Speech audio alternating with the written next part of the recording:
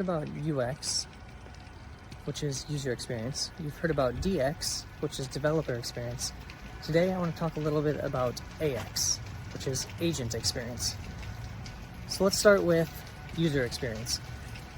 When we've typically built products, we're building it with a user in mind, trying to make it as easy as possible for the user to accomplish whatever it is they're trying to do. When we think about DX, we're developing with a developer in mind. So whether it's a dev tool, whether it's a platform, you're trying to make it as easy as possible for a developer to interact with. So in this case, you're caring a lot about the APIs they might use or the experience that they're going to have with a slightly more technical user. But now you're starting to hear more about AX, or agent experience.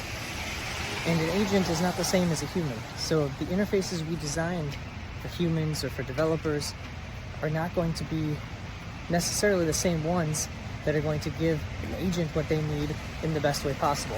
If you think about the way that agents work, they can use an API just like a human can, but the APIs were not really designed for another machine to use. They were mostly designed for a human to digest and use. So there needs to be more standards and tools around that. If you think about how a human uses a website or a browser, it's very visual and definitely designed for a human to navigate it, not necessarily an agent. And even though there are things that are coming out to help improve an agent's ability to use a web browser, things like computer use, things like ChatGPT's operator, they're still not necessarily designed for an LLM to navigate your website. So I recently had a chance to talk with the CEO of Netlify, and we spent quite a bit of time talking about how to best build these interfaces or these experiences for agents. And we discussed we really need an open web solution to a lot of this standardization. Everything from APIs to auth and everything in between.